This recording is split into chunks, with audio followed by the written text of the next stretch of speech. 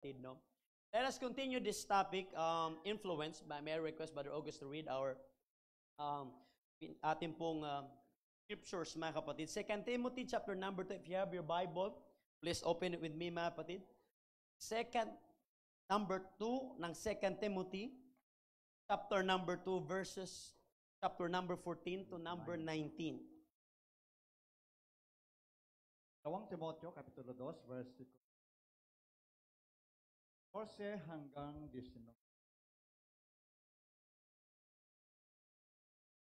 Paalala mo sa kanila ang mga bagay na Remind them of these things. ay dinan, Pagbilinan. ng Panginoon. Ay huwag magipagtalo tungkol sa salita. Hindi kapagkinabangan. Amen. Ay kapahamak ng mga Amen. 15, pagsikapan mong humarap na subok sa Diyos, manggagawang walang anumang ikahihiya, Amen. na gumagamit ng matuwid na salita ng katotohanan. Verse 16, datapot ilagan mo ang mga usapang walang kabuluhan. Usapang walang kabuluhan. Sige po. Sapagkat sila'y lalong magpapatuloy ng kasamaan. Magpapatuloy ng kasamaan. Verse 17, at ang kanilang salita ay kakalat na gaya ng anggirena, na sa mga ito ay Himeneo at sa Fileto. Verse 18, ang mga taong tungkol sa katotohanan ay nangasinsay, na sinasabing ang pagkabuhay na maguli ay nakaraan na. Amen. At ginugulo ang pananampalataya ng iba. Verse 19, gayon may ang matibay na pinagsasaligan ng Diyos ay nananatili na may tatak nito. Nakikilala ng Panginoon ang mga kanya at lumayo sa kalikuan ang bawat isa na sumasambita ng pangalan ng Panginoon. The Bible says, mga kapatid, in English, the Lord knows those who are His. And let everyone who names the name of Christ depart from iniquity. Pwede pakiulit sa verse 14, Brother August, dito banda sa pangalawang stand. Verse 14. Sige po. Paalala mo sa kanila ang mga bagay na ito. Ang mga bagay na ito. Anong mga bagay na ito? Sige po. Na sila'y pagbilinan sa paningin ng Panginoon, na sila'y huwag makipagtalo tungkol sa mga salitaan na hindi mapapakinabangan. Amen. Sa ikakapahamak ng mga nakikinig. That's right. So, isa sa importante na pinaalala dito sa ating pong binasa, 2 Timothy chapter 2, verse 14, 19, mga kapatid, that right now, lahat magsabing now. Now. Nauso na po ang social media, mga kapatid. Nauso na po ang mga laganap ngayon, mga kapatid. At kung hindi tayo mag-ingat, at gayon din sa ating pong paligid, sa ating komunidad, malakas ang impluensya ng kaaway, mga kapatid. Kaya sabi ng Bible, paalala, mag-ingat kayo sa mga bagay na walang kwenta. Amen? Ibig sabihin, kung masasayang lang pala yung oras mo doon na walang makinabang sa'yo, lalo na sa spiritual life mo, huwag ka nang magbigay ng panahon. Right. Lalo na sa mga bagay na ikakapahamak mo. Now, with the help of the Lord, I want to preach this morning in the subject, the power of influence, part 2, mga kapatid. God bless you. You may be seated, mga kapatid. Praise God. Now, balikan lang natin, mga kapatid, ang meaning ng influence. The Bible says in Carta Dictionary, nakaraan binasa natin sa ibang translation or sa ibang dictionary, to have an effect on something, power, everybody say power, to sway. Now, sabi naman ni Auntie Merriam-Webster, mga kapatid, the act or power of producing an effect without apparent exertion or force, or direct exercise of command. Whether you like it or not, meron talagang nag-influensya sa iyo, mga kapatid. Meron talagang mga bagay o tao na nag-drive sa iyo na gawin yon dahil po, una, nakalakihan mo sa komunidad mo, sa iyo pong nakikita, naririnig, hallelujah, higit sa lahat sa iyo pong iniidolo. Everybody say, praise the Lord. Now, the good influence of godly deeds. This is the examples, mga kapatid. Young people, lahat magsabing young people. Balik lang tayo ng konting recap lang nung past influence natin. Now, dahil nung nakaraan, hindi na fokusan nyo yung people mga nanay, tatay lang. Young people, unbelievers, 1 Timothy chapter 4, verse 12. 1 Timothy 4 verse 12. Basahin natin, pakinggan natin mga kapatid. Ang sabi dito sa Bible, Huwag hamakin ng huwag sinuman hamakin ang sinuman ang iyong kabataan, ang iyong kabataan. kundi ikaw ay maging uliran ng mga nagsisisampalataya Amen. sa pananalita, sa pamumuhay, Sa pananalita, sa pag-ibig, sa pananampalataya, sa kalinisan. amen. So dito, hindi po ito patungkol sa mga unbelievers. Lahat ng young people magsabing amen. Kaya nga kung nandito kayo nung Friday, mga kapatid, kompleto yun, inaisa-isa ng mensahero ng ating Panginoon. Hallelujah, mga tatay, mga nanay, mga youth, mga kapatid, hallelujah, may ngipin o wala, may buhok o mayroon, mga kapatid, may buhok o wala, lahat yun, mga kapatid, inaisa-isa. But this influence, mga kapatid, ay dito pinaalalahanan tayo ng Biblia. Ang sabi ng Bible, mag-ingat kayo mga kabataan, higit sa lahat sa inyong kapwa mananampalataya. Hallelujah, sa iyong pananalita, sa iyo pong pag-ibig. Ano yung sunod ng Brother August? 4 na bagay na yun? God, Pananalita, pag-ibig, pag-ibig, pananalita, pamumuhay, pamumuhay, sa pag-ibig, sa pag-ibig, sa pananampalataya, sa sa pananampalataya. kalinisan. Amen. Stop. Yung 4 na bagay na yun, mga kapatid, ay mahalaga po. Lahat ng young people magsabing praise the Lord. Akala natin hindi tayo responsible sa ating pong buhay, mga kapatid. Nakala natin my life is my rule. Wala na akong bahala kay dyan, buhay ko to. Whether you like it or not, meron ka talagang maimpluwensahan. Sabihin mo, hindi ko naman tinuruan yan. Bakit ako ginagaya niyan? Na-influensahan mo Ang dahilan kung bakit din siya burara, kasi meron siya nakitang somebody or tao na burara din. Bakit hindi ka naliligo? Kasi may mga part din na kinaugalian na hindi rin naliligo. Na-adapt niya, mga kapatid.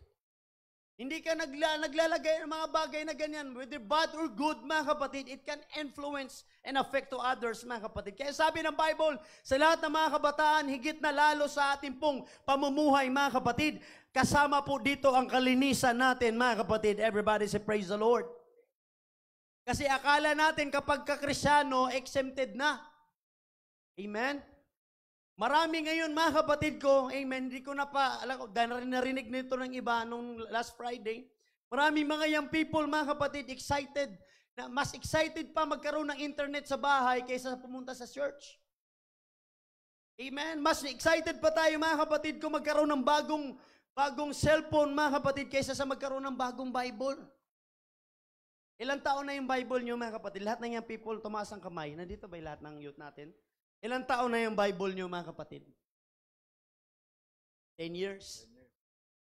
Yung cellphone nyo, ilang palit kayo sa loob ng 10 taon? Nakailang palit kayo? Marami.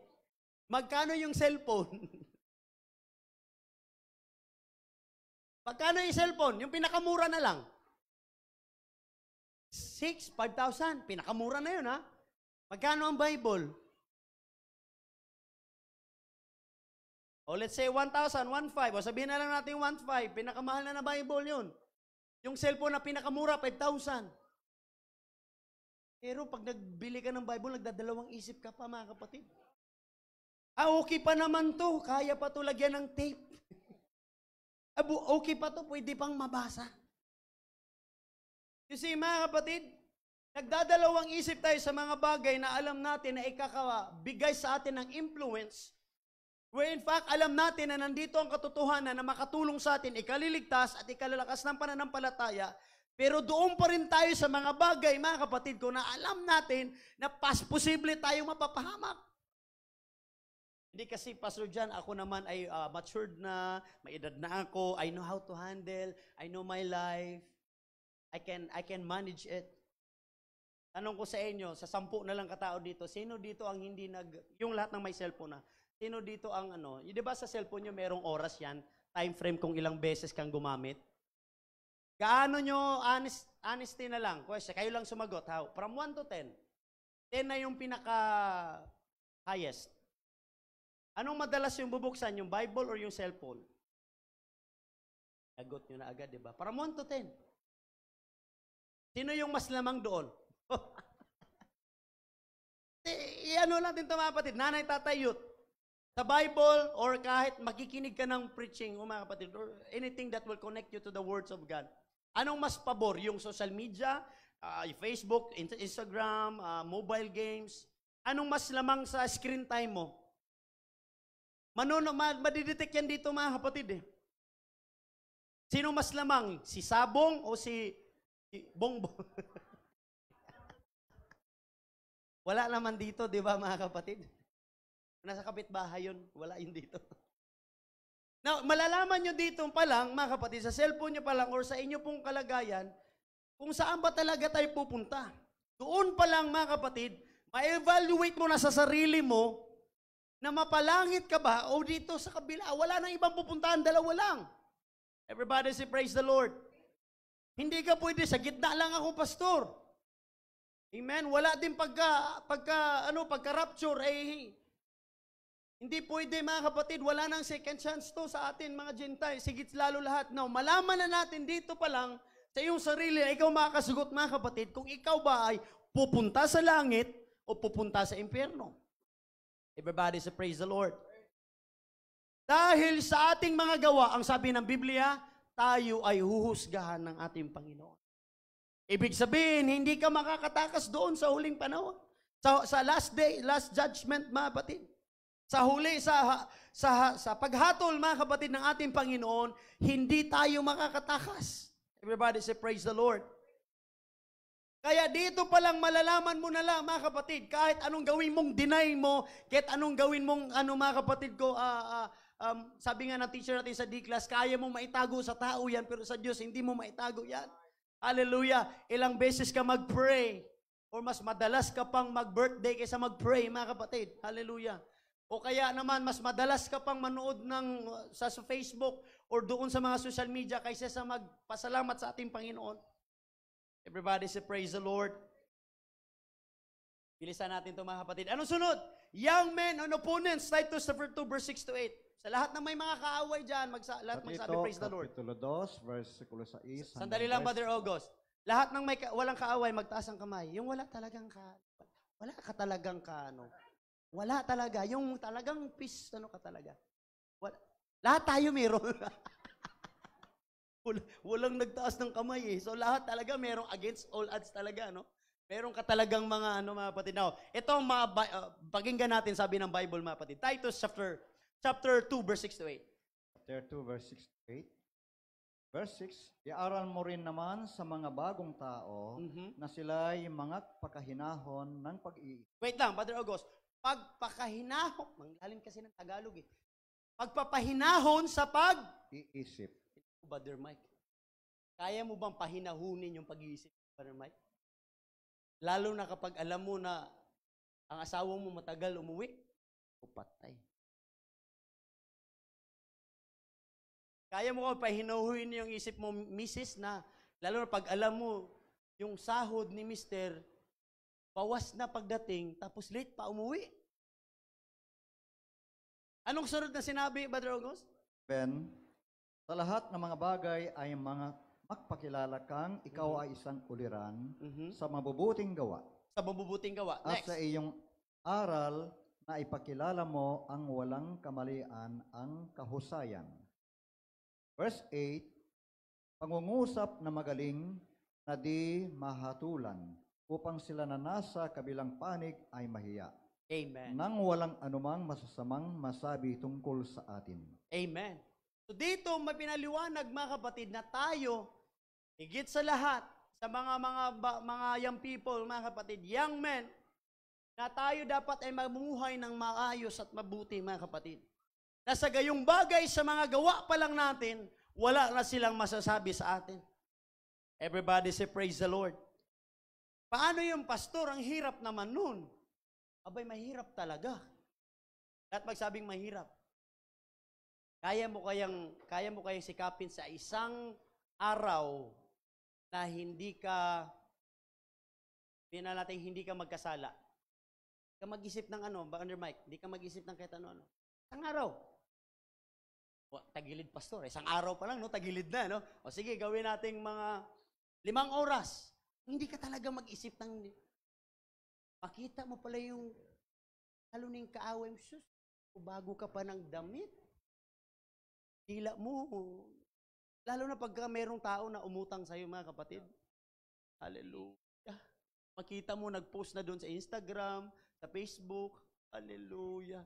Yung isip mo, mga kapatid ko, baliktad pa naman ngayon, yung nangutang na yung parang may kasalanan, ay yung may utang, inutangan na yung may kasalanan, mga kapatid. Diba, mahirap maglagay sa isip na, paano kaya itong magagawa sa bagay na ito na hindi ako magkakasala, maging maayos?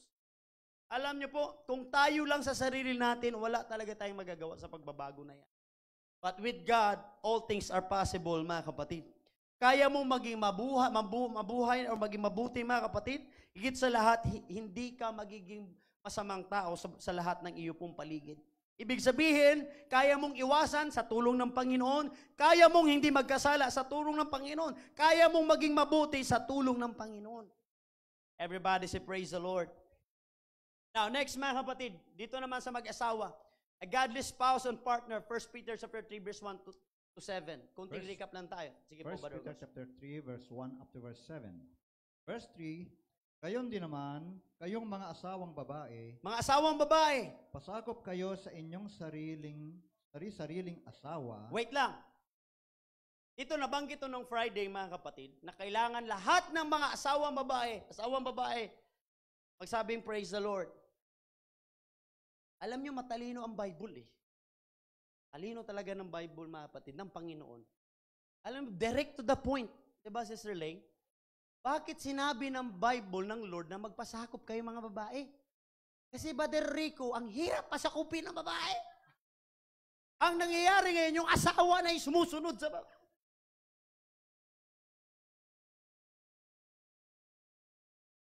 Praise God. Bakit ganun, Pastor John? Bakit sa asawa mo? Alam mo, minsan kami mga lalaki, para wala na isamok, hala kung ano ang desisyon niya, doon ka. Yun na yun. Di ba, Pastor Andrew? Dati, nung wala pa akong asawa, Brother Dante, dapat ako lalaki, ako masusunod. Ito ang plano, ako dapat masunod. Ako may authority. Oh? Pero gagamit ka pa ng nung una pang mag-asawa, lalo na yung wala pa, engaged pa lang, wow. Yung yung nasa altar na kayo, wow. Yung mga first day, first week, wow. After 6 months, mga 1 year, lalo na 2 years na mahigit. Hallelujah.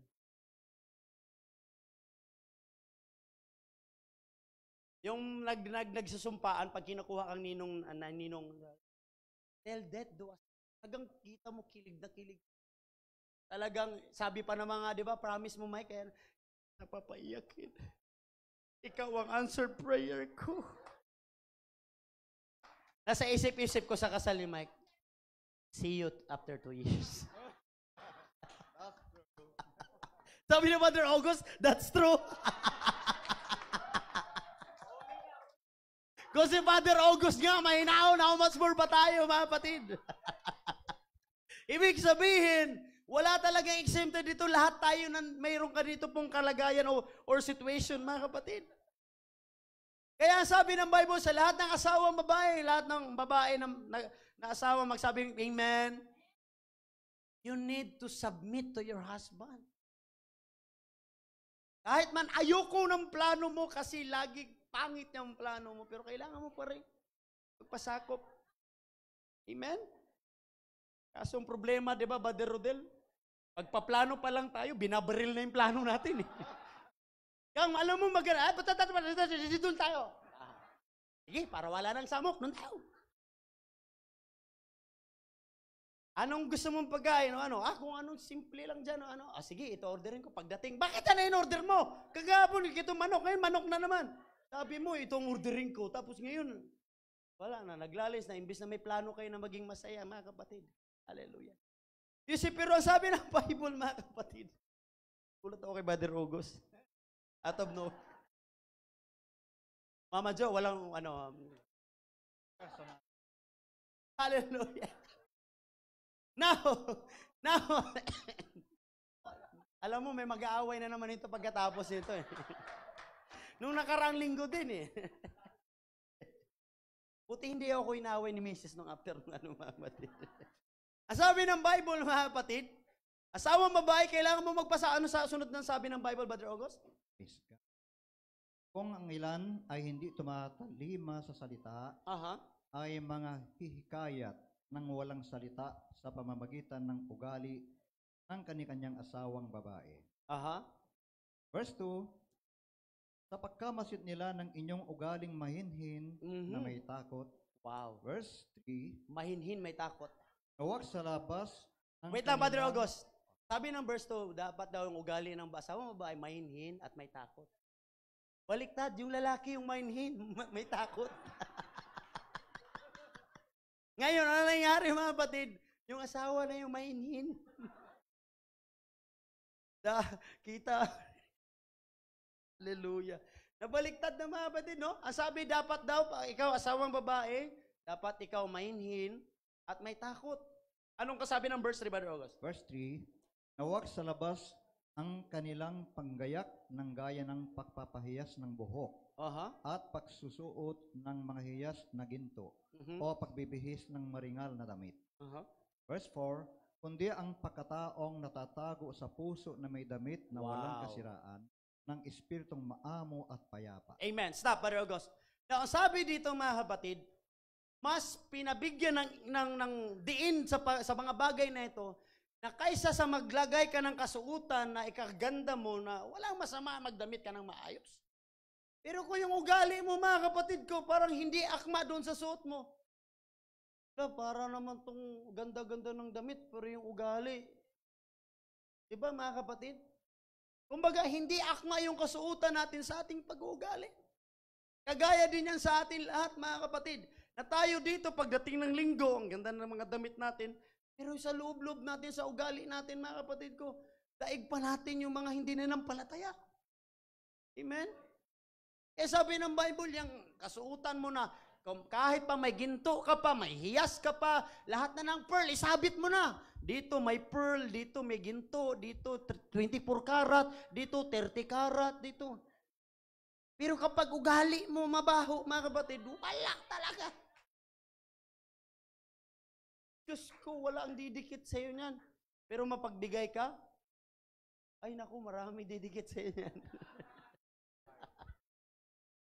Lalo na kapag mga kapatid, ay naku. Kaya sabi nila, Pastor Jan, yung mayaman ka. Ay, Sister Jo, i-bless ka na ng Panginoon. Bawat makita ko mga tao. Bakit kaya?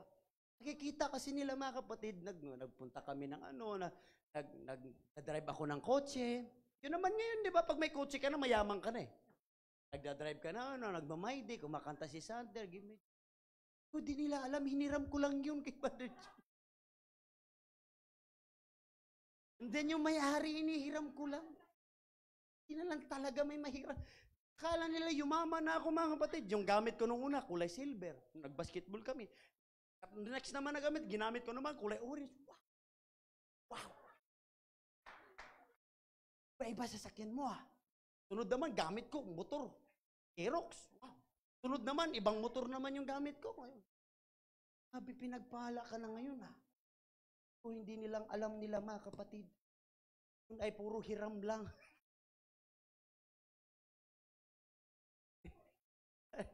Hallelujah. Hallelujah. Pero alam nyo mga kapatid, ang tunay na pinagpala, sabi ng Biblia, huwag natin basahin yung kasunod, basahin nyo na lang yun. Yung ikaw na may mabuting asal at pag-uugali, ay naku ma. Daig mo pa yung may sinabitan ng ginto at may maraming mansion mga kapatid. Diba, anhin mo yung malaki mong mansion, yung gate mo na Singlawak, Quezon City hanggang Makati yung gate mo. Tapos yung doorknob mo mga kapatid, diamond. Tapos yung CR mo ha, yung CR mo, yung buong Quezon City Circle. Kanyang kalaki. Tapos wala namang nakatira, kailang dalawang mag-asawa. Tapos nung namatay ka, wala, yung iro ray ni sunod sa imong walang nakilibing mga kapatid. Saklap. Eh lahat ng bagay mga kapatid ko walang kwenta. Eh sabi ng Bible, a good name is harder to be chosen than riches and silver and gold, sabi ng Bible. Kaya hindi porkit sila ay nakikita mo na pinabless. Yes, salamat sa Panginoon. Binless sila ng Panginoon, mga kapatid. Pero antayin mo ang pagkakataon mo, mga kapatid. Huwag mo hayaan na ibababa mo yung ugali na standard mo para lang umangat ka at yumaman ka. Sabihin nila, mayaman na ako. Pero totoo, hindi naman talaga. Mas okay na mag-business tayo ng maayos kahit papano. Simple lang, pero alam natin sa loob-loob natin na matino tayong tao. Amen?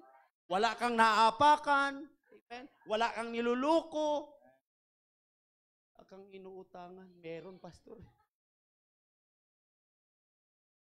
Meron talaga eh.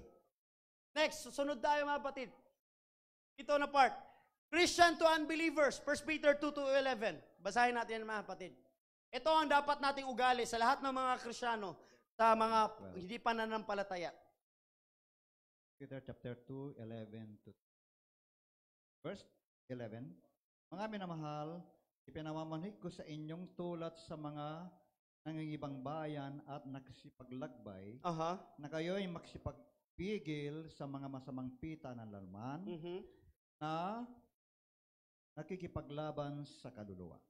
Verse 12, na kayo'y mga karoon ng timtimang ugali sa gitna ng mga hentil, upang sa mga bagay na ipinagsasalita nila laban sa inyong tulad sa nagsisigawa ng masama. Dahil sa inyong mabubuting gawa na kanilang nakikita, ay purihin nila ang Diyos sa araw ng pagdalaw. Amen. Saan nag-glorify at naangat na nakikita ang Panginoon? Sa mga mabubuti mong gawa. Kahit na hindi ka palang nag-share ng Word of God, pag alam nila, alam ko, Kristyano yan eh. Kasi hindi yan nagmumura. Doon pa lang mga kapatid. Kasi alam ko Kristyano yan. Kasi mabuting tao yan, makita mo. Baliktad na ngayon eh, ang problema eh. Kung hindi na nanampalataya, yun pa yung mamukhang Kristyano. Yung itong Kristyano, wala pang krimen, suspect na mga kapatid, sabi ni Pastor Joseph. Hallelujah. Kaya sabi ng Bible, para maluwalhati natin ang ating Panginoon, doon po sa ating pong mga gawa, mga kapatid. Kaya ingatan, sabi ng Bible, pigilin hanggat maaari na hindi tayo, mga kapatid, gumahulog sa kasalanan at pagkakamali. Everybody say, praise the Lord. Now, bilisan natin, mga kapatid. Ito naman tayo sa evil influence. Patungkol sa mga influence sa mga paligid, lalo na sa mga masasama, mga kapatid. Corrupting influence of evil and error. If you read 1 Corinthians chapter 5, verse 6 to 8, mga kapatid, dito mababasa, patungkol dito sa tinapay, pabasa, Brother August, leaven, or substance that 1 Corinthians chapter 5, verse 6 to 8. Ito po'y, sige po, Brother August, 5, verse 6. verse 6 to verse 8. Hindi mabuti ang inyong pagmamapuri. Hindi baga ninyo nalalaman na ang kaunting lebadura ay nagpapakumbo sa buong limpak? Verse 7, alisin ninyo ang lamang lebadura upang kayo'y maging bagong limpak, na tulad sa kayo'y walang lebadura. Sapagkat ang kordero ng ating Paskwa ay naihain na sa makatwid bagay si Kristo. That's true. Now, ito po'y patungkol sa yeast or baking powder na ginagamit, mga kapatid. Hindi pwede sa mga gumagawa ng libadura or leaven na pagka nagamit na, alam mo, lalo na luma na sa tinapay, baka tagal na tumitigas, mga kapatid. Hindi mo na maulit-ulit. Yung proseso niyan, kailangan one time, diretso na yan doon sa pugon. Mas masarap yun eh. Pero kapag ka naano na, mga kapatid, hindi na pwede yung libadura. Kailangan palitan na yun, mga kapatid. Lalo na pag meron ng bubbles, meron ng mga moist-moist, angit na iba na yun, mga kapatid. Kaya sabi dito, mga kapatid ko, itong leaven na to that causes fermentation or formation of carbon dioxide gas that expands, yung tinatawag na dough, or tamang pronunciation dyan, mga kapatid. Now, if you read this Galatians 5:7-9, hindi na namin ito basahin kasi mahaba yung, mga kapatid. This Bible verse, it talks about this leaven of bread na pinatungkol ng Panginoon. Higit sa lalo sa ating pong mga pamumuhay ngayon, mga kapatid. Kung ikaw na Kristiyano, kaya sabi ng Bible, therefore, if any man be in Christ, he is a new creature. All things are passed away. Behold, all things are become new. Lahat ng ating pong mga bagay na ginagawa noon yun. Lahat magsabing noon. Lahat ng mga kasalanan mo, mga kapatid ko, dati, nung ikaw po ay lumapit kay Kristo at higit sa lahat, tinanggap mo si Jesus Christ na tagapagligtas ng buhay mo, mga kapatid. Dahil ang sabi ng Bible, wala nang ibang katotohanan at daan kundi kay Jesus Christ lamang. At walang iba rin magpapalaya sa atin kundi ang katotohanan. At wala nang iba kundi si Jesus na namatay sa cross ng Kalbaryo, mga kapatid. Once you surrender and give your life to God, then your past is totally over. Kahit pag-gaano karumi, kaya nga sinisikap natin, wag ka na, itapon mo na yung mga bagay na ikapapahamak mo. Alam mo na yung mga bagay na ikalalaglag mo, mga kapatid. Higit lalo sa lahat sa ikakasama at sa hindi ikakabubuti. Dahil alam natin yung mga evil influence na alam natin mapapahamak tayo, higit lalo sa ating pong usaping kaligtasan, mga kapatid. Everybody say, praise the Lord. Kaso ang problema, ang ginagawa natin, mga kapatid ko, bilang Kristyano ay papatawarin naman ako ng Panginoon. Kung ikaw ba, asawang lalaki, nung nagkasala ka, na natawad ka ng asawa mo, tama? Tama ba? Pero ilang beses pinaalala sa'yo. Pero ang Panginoon, kapag ka pinatawag ka ng Panginoon, totoo yun, hindi niya na maalala. Ganyan ang kapangyarihan ng pagsisisit, paglapit mo sa ating Panginoon. Kung ang tao ipaalala sa iyo ilang beses ang pagkakamali mo, pero ang Lord, it's over na, mga kapatid. Ayun na, tapos na. Bilisan natin, mga kapatid. Ibig sabihin, hindi natin pwedeng gamitin ang forgiveness ng Panginoon para ulit-ulitin natin ang kamalian. Kasi para mo na ring ininsulto ang Diyos, mga kapatid, binaliwala mo yung pagpapatawad niya, lalo na higit lalo sa doon sa cross ng Kalbaryo, mga kapatid, na dapat tayong mapahamak sa karumihan at karumaldumal natin pinaggagawa. Kaya nga sinisikap natin na lahat tayo, sabi ni Paul, wag na tayong bumalik at magkasala, mga kapatid. Everybody say, praise the Lord. Bilisan natin. The power of evil influence, corrupting influence of an unfaithful. Lalo na, mga kapatid, if you read this, nabasa natin kanina, 1 Corinthians 5:6, and down to that verse, dito, mas mabilis, alam nyo mga negatibong bagay, lalo na mga masasama. Tingnan mo ngayon, yung mga dating mga masasama na hindi okay, nagiging okay. In fact, yung dating hindi okay na masasama, pinagtatawanan na lang natin ngayon na ginagawa ng entertainment. Mga kapatid, dati, di ba, pagka manigarilyo ka lang, grabing talagang, ay, naku, halos ano ka eh. Pero ngayon, mga kapatid ko, nauso na yung mga vape, mga kapatid ko. Kaya nga hindi maganda, lalo na una sa kalusugan natin, mga kapatid, kakapahamak pa ng iba. Hallelujah. Pero dito, mga kapatid, ano pang influence na nakukuha natin? It will corrupt the unfaithful. Amen. Everybody say corrupting. Our sin can influence other Christians to join us. Ganyan kakapangyarihan yung evil influence. Galatians chapter 2, verse 11 to 13. Huwag natin basahin, Barugos, kasi mahaba.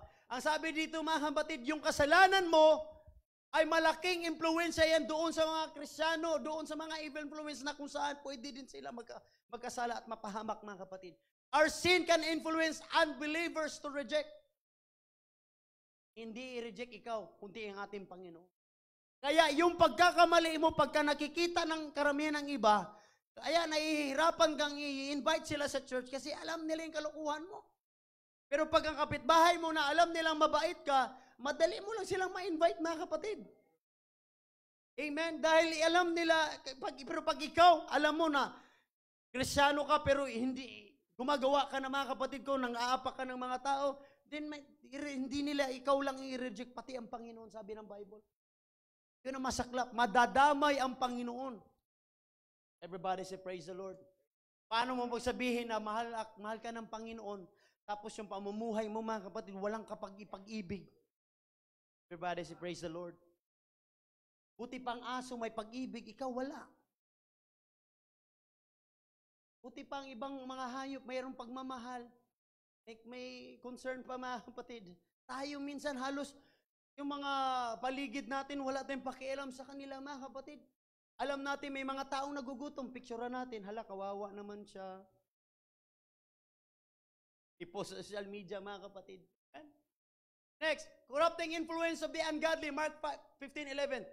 This influence of evil associations results in misery. Everybody's in misery. According to Numbers chapter 33, verse 55. Next, it will result parental shame. According to Proverbs 28, verse 7. Next, it will result moral defilement. According to 1 Corinthians chapter 15, verse 33 to 34. Next, it will result denial of Christ. According to John chapter 18, verse 18. Then next, it will result apostasy. 1 Kings 11, verse 2. Lahat ng bagay na yan, mga kapatid. Kaya nga, tayo pinaalalahanan ni Paul na tayo dapat maging mamuhay na maging maayos, mga kapatid. Hindi naman sinabi niya na mamuhay kayo sa pagalingan ng salita. Hindi niya sinabi na mamuhay kayo na dapat yung shoes mo ay tag 30,000, yung damit mo tag 50K, yung buhok mo, yung isa dapat 5,000, hallelujah, para gayahin kanila, sundin kanila. Hindi! Ang sabi ng Bible, mamuhay kayo una, sa pananalita pa lang, wala na. Marami ng laglag doon, mga kapatid. Lahat ng yun, mga kapatid, pinalalahanan tayo ng Panginoon, hindi lang dahil para ikaw, lalo ikaw gumwapo, gumanda, hindi, para isa ikabubuti, mga kapatid ko, ng una iyong pananampalataya at sa ating dakilang Panginoon. Dahil kapag hindi, madamay-damay na ito, mga kapatid. Pati ang pastor mo, pati ang Panginoon mo. Ano ang pinaka-worst na result? Divine wrath. Buti ko sana, Pastor Andrew, rat na normal na parusa lang. Hindi, divine wrath ang nag-aantay sa atin. 2 Chronicles chapter 19, verse 2. Kaya lahat ng mananampalataya magsabing, praise the Lord, ako yun. Akala nyo walang parusa yan, mga kapatid? Meron. Sabi ng Bible. Lahat ng ginagawa natin, kamalian, lalo na pagka marami na backslide dahil sa atin, natisod, ay naku, malaki ang sisingilin sa iyo ng Panginoon talaga ba? Amen? Pero kahit na pangit ka, pangit yung natin, pasurando, hindi ka panipaniwala.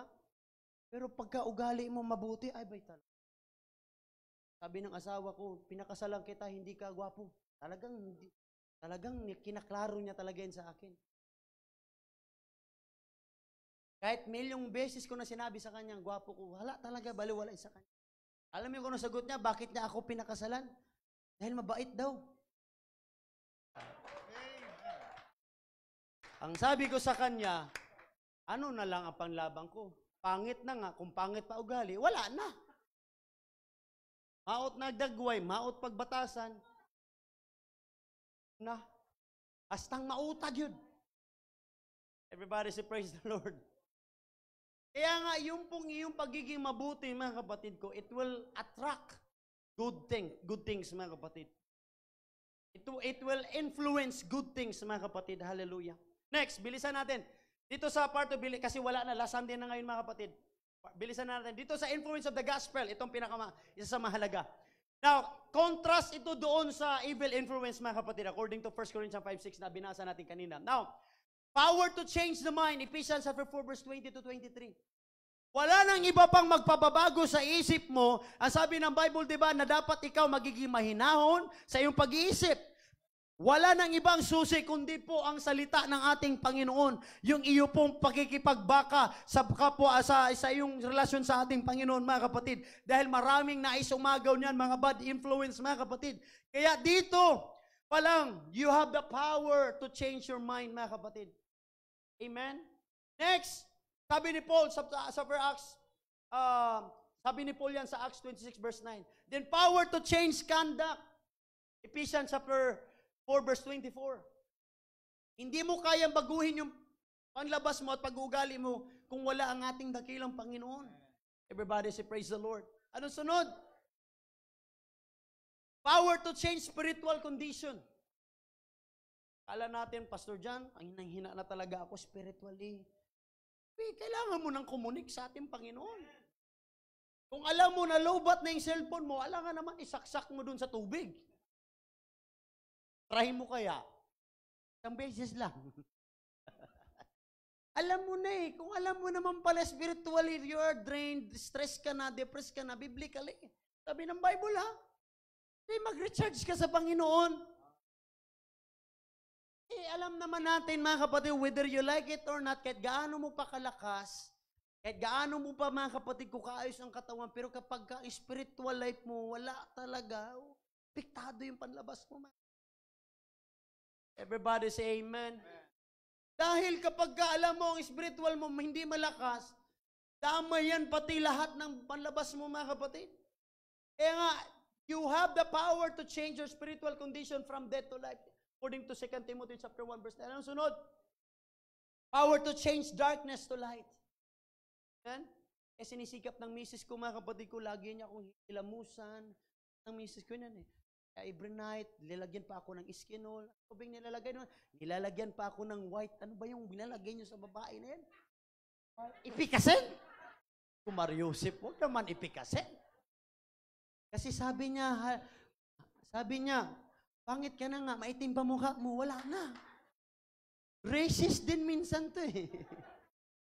Talagang inaano niya, sinisikap niya, mga kapatid, hallelujah. Kasi sabi niya, puhunan mo na yung itsura mo, naging puhunan ko pa itsura.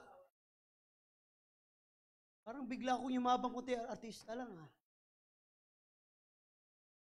Patawarin.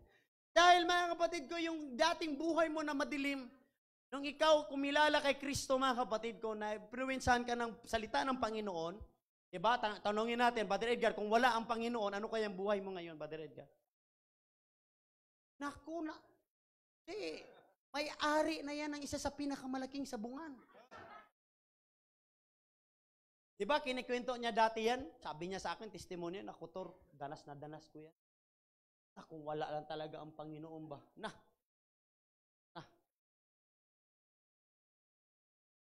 Kinikwento pa lang niya. Talagang ramdam na ramdam mo na yung ano eh. Kung wala talaga ang Panginoon, sana pa lang, kinagajud.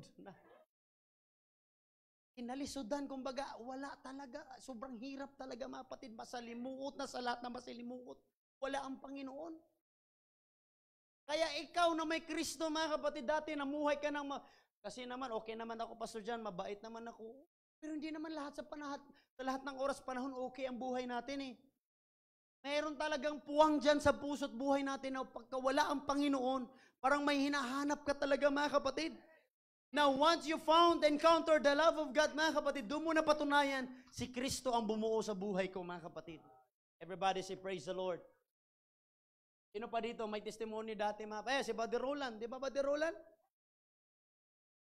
Dati, ko sabi sa'yo, kung wala ang Panginoon, Brother Roland, sana yan, merong doong stante na isituluto dyan sa, saan ba yun? Dyan sa Rojas, dito sa Banawe, dito sa lahat, tatayuan niya, business, mga kapatid. Kaya nagbigay sa akin na idea, alam mo, pwede lang, di ba, kailangan nito ng church building ang lahat.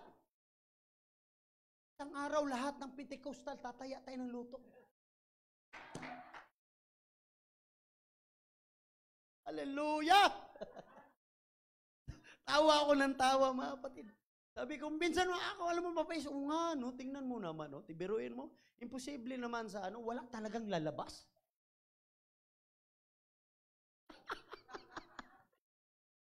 Pero tingnan mo yung katabi mo, try mo lang, tingnan yung asawa mo.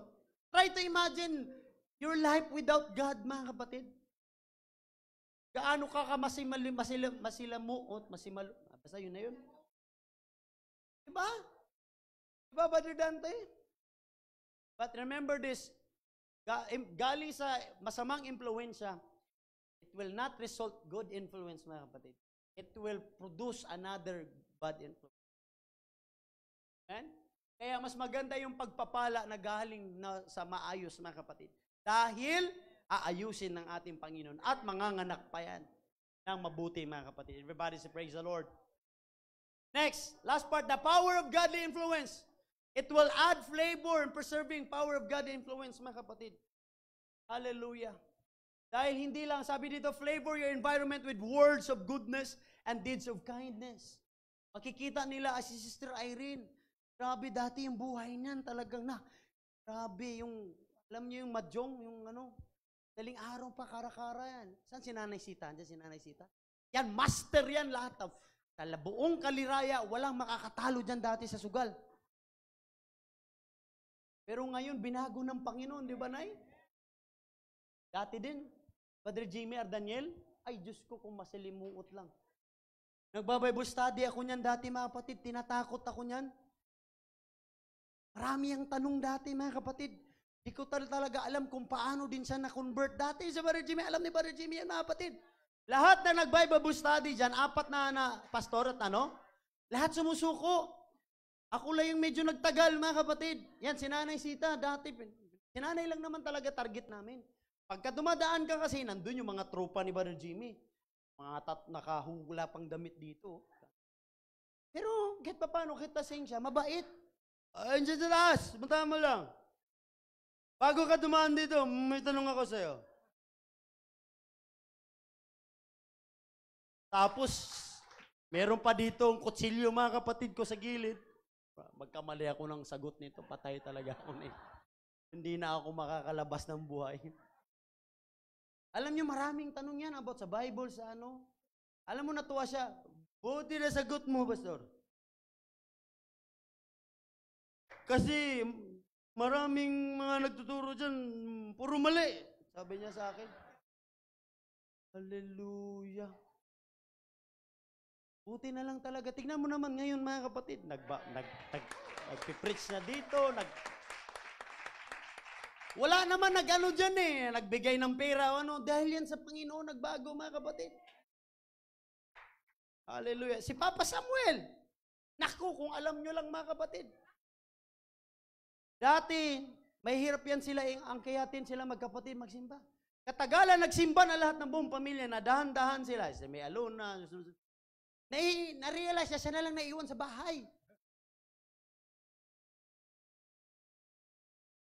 Pero grabe yung pagmamahal niya sa mga anak niya, mga kapatid. Sa mga Papa Soando, alam natin yan. Grabe yung protector yan dati. Salamat to si Midjoy at si May Alona. Si Alona, wala na. Handon sa bata. Bata. Yung pagmamahal, mga kapatid ko ng ama, iba talaga. Pero nung na-realize na siya na lang mag-isa sa bahay, ayun, katagalan, nagsimba na rin siya, mga kapatid mo. And, di ba makita mo yung mga anak mo nagsimba, tapos ikaw naiwan. Alanganin, baka maiwan din ako nito pagbalik ng Panginoon. Kaya lagi yung pinaalalahanan ni Papa Sam, kayo, pag magsimba kayo, nagsisimba pa naman kayo. Di ko makalimutan, sabi niya, ayusin niyo yung ugali ninyo. Nakakahiya kayo, nagsimba-simba kayo sa mga ugali ninyo. Tama din mga kapatid. May tama talaga to si Papa Sam. Kasi isipin mo, nagsisimba-simba tayo, tapos ugali natin di maayos. Pero inyo, mga kapatid, try nyo na lang imagine kung hindi tayo maayos matino sa simbahan, sino mag-aayos sa atin?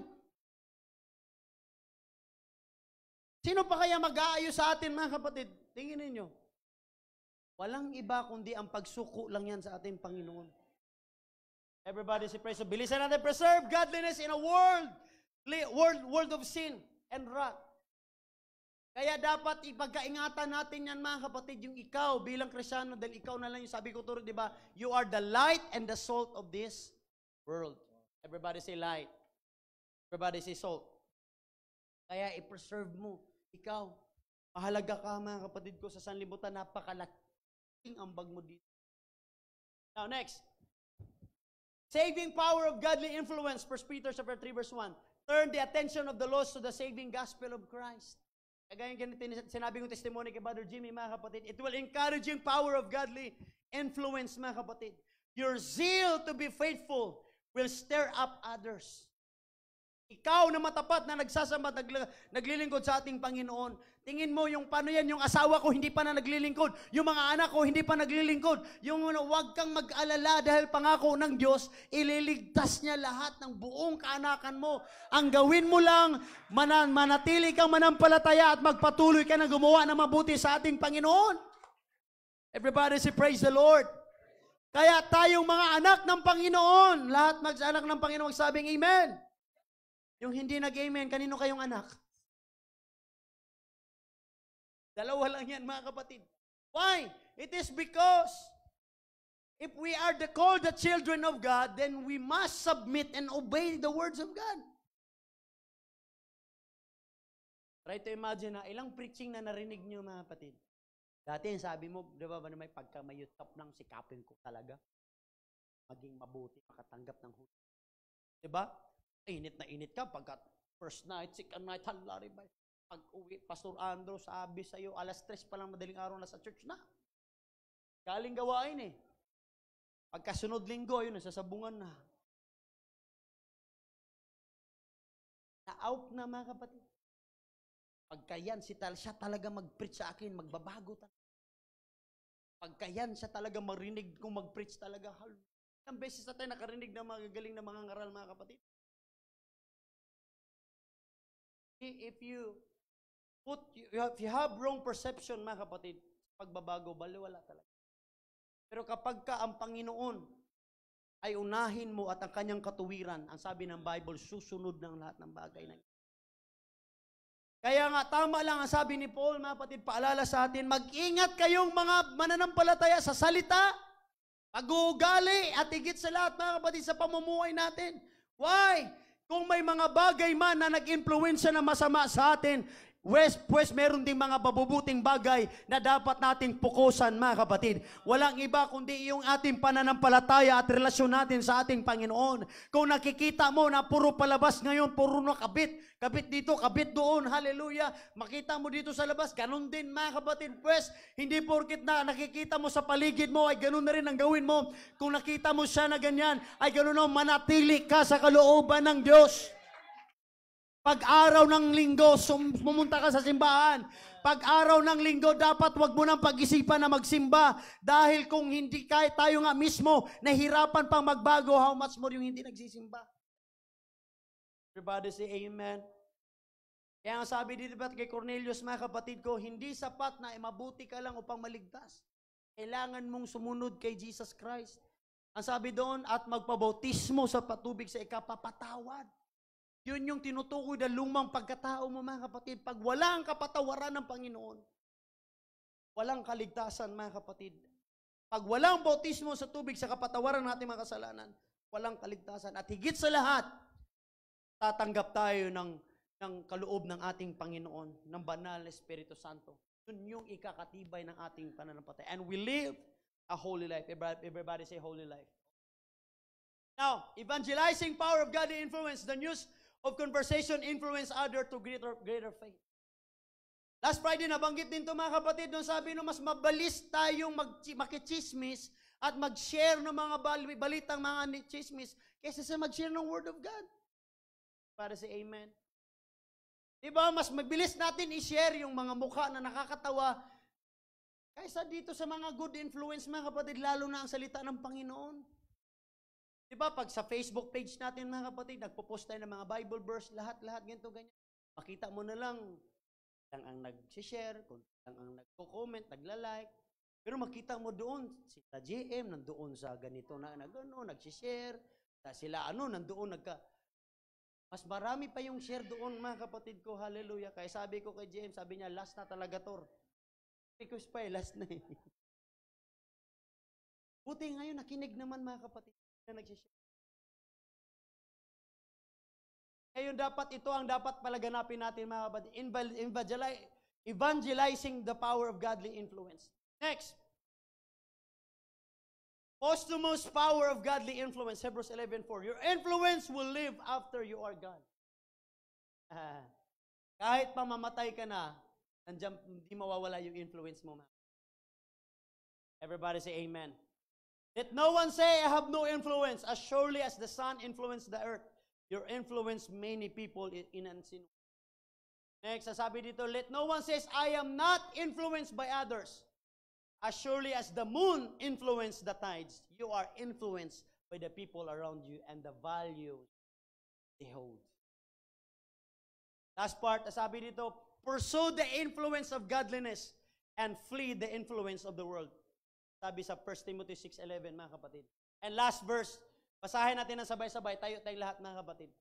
Romans chapter 12, verse 20 to 21. 1, 2, 3, go! But overcome evil with Good. good.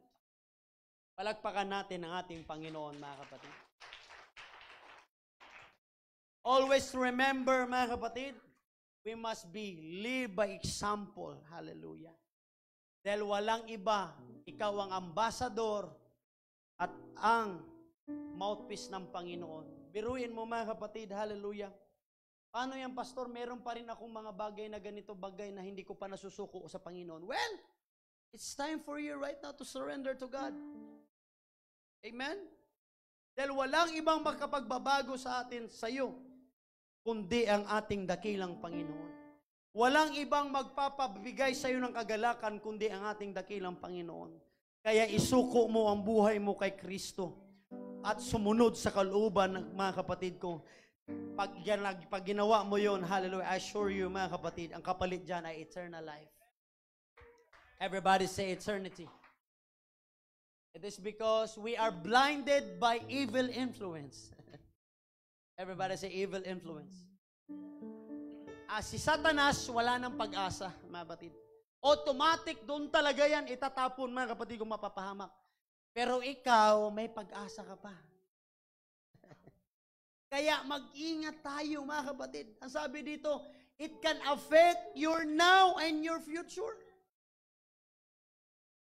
Your speech, your act, your conduct, mga kapatid, it will influence, mga kapatid, the others.